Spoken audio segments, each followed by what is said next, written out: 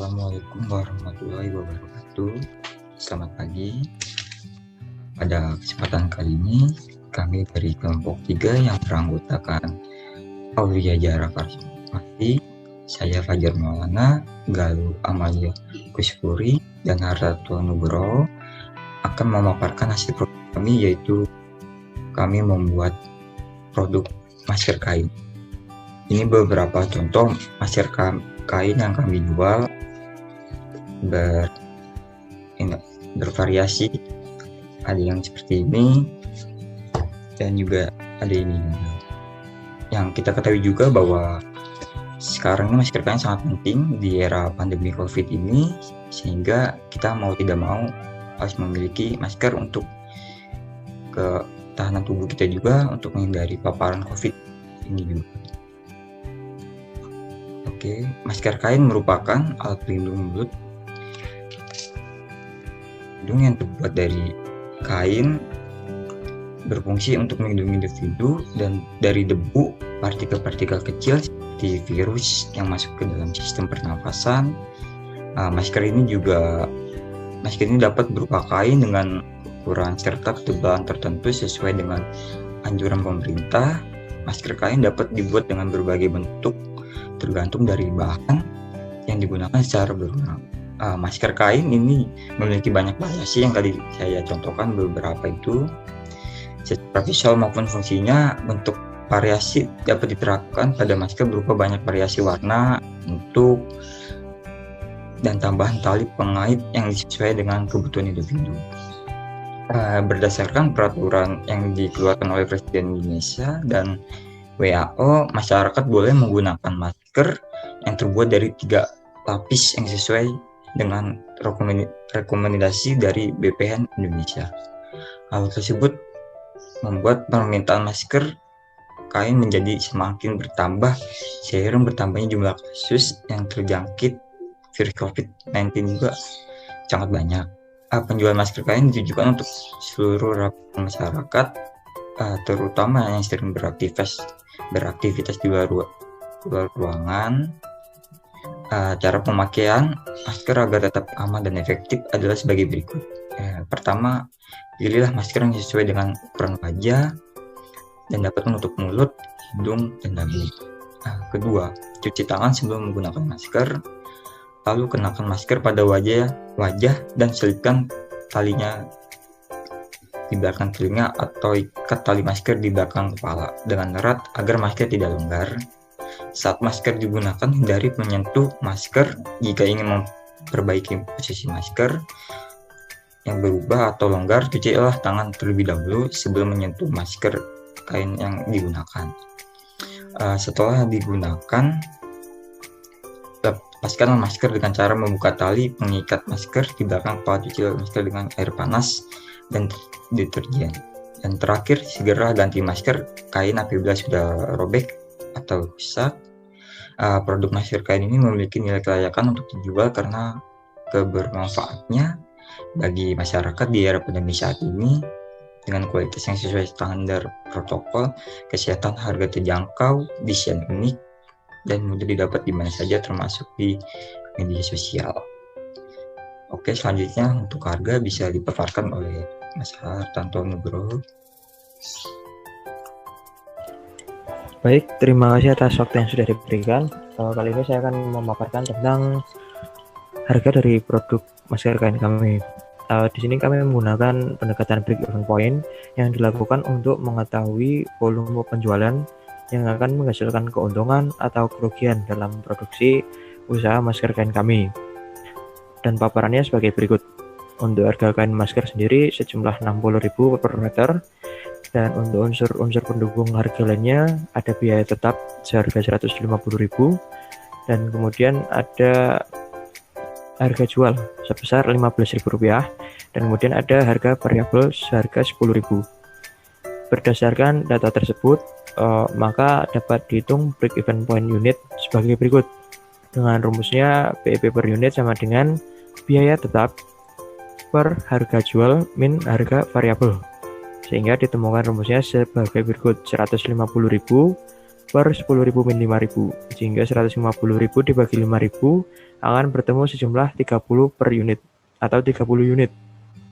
Kemudian untuk BEP dari rupiahnya sendiri dengan rumus biaya tetap dibagi 1 min harga variabel per harga jual. Sehingga 150.000 dibagi 1 min 5.000 per 10.000. Sehingga bertemulah 150.000 per 0,5 dengan harga rupiahnya menjadi 300.000 rupiah.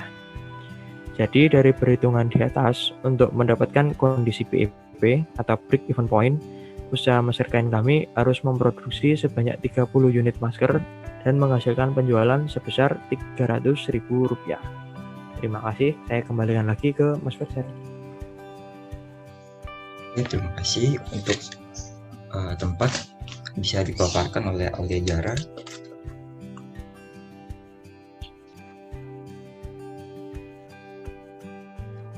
Sekarang saya akan memaparkan bagaimana pemasaran dari penjualan masker ini.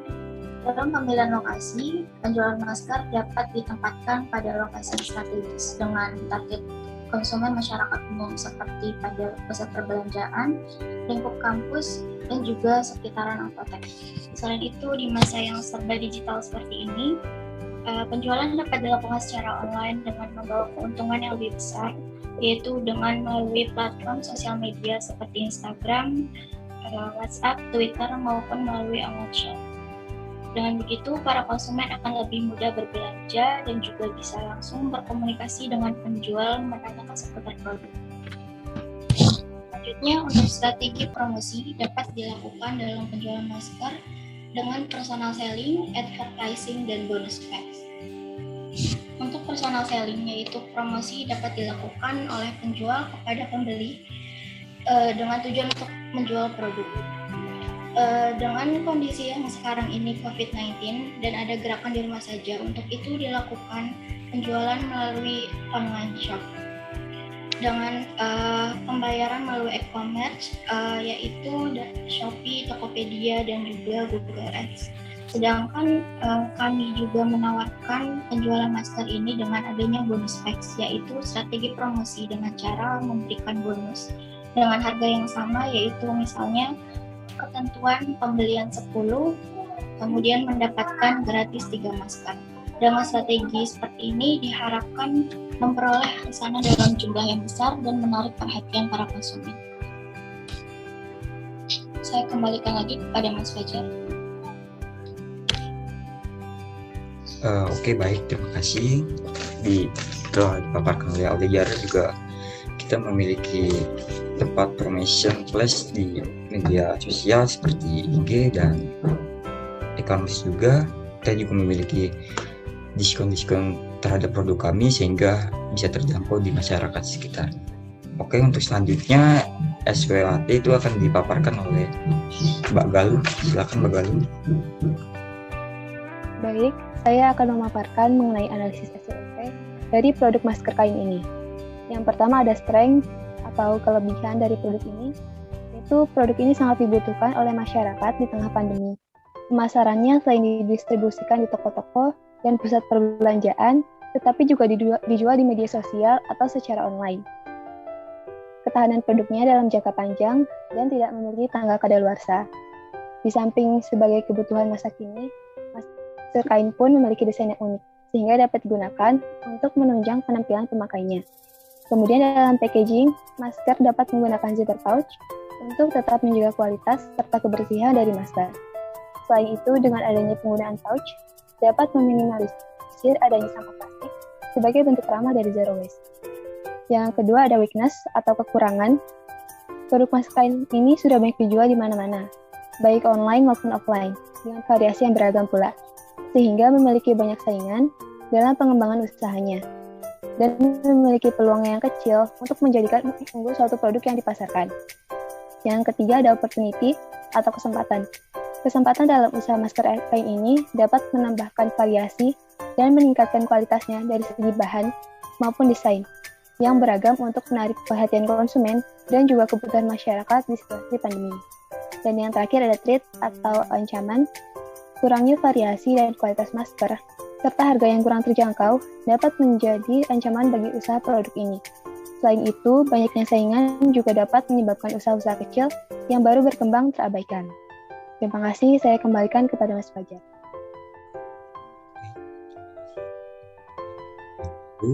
Sehingga kami berani mengambil produk kain masker karena sudah mengalami proses analisis SWOT yang dimana ada strength, weakness, opportunity, and threat. Oke, dari kesimpulan yang bisa saya sampaikan dari analisa mengenai studi kain usaha, maka dapat disimpulkan bahwa masker kain memiliki peluang dan nilai produksi yang baik mulai dari kebutuhan, daya tarik, dan target pasar yang luas mempermudah produk ini. Saat ini seakan-akan menjadi kebutuhan pokok masyarakat yang sadar dengan adanya protokol kesehatan. Bukan tidak mungkin jika suatu saat pandemi berakhir, maka masker ini akan ditinggalkan, namun daya tarik yang tinggi akan membuat produk ini tetap bertahan.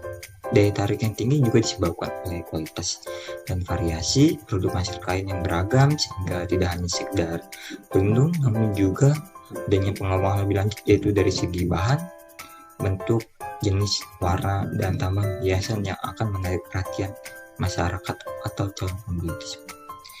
Nah, sekian pemaparan dari kelompok 3, sehingga bisa bermanfaat bagi semuanya dan produk kami bisa dijual banyak di kalangan masyarakat dan bisa membantu perkembangan UMKM di Indonesia semakin maju. Wabillahi taufiq wal hidayah. Wassalamualaikum warahmatullahi wabarakatuh. Selamat pagi semuanya.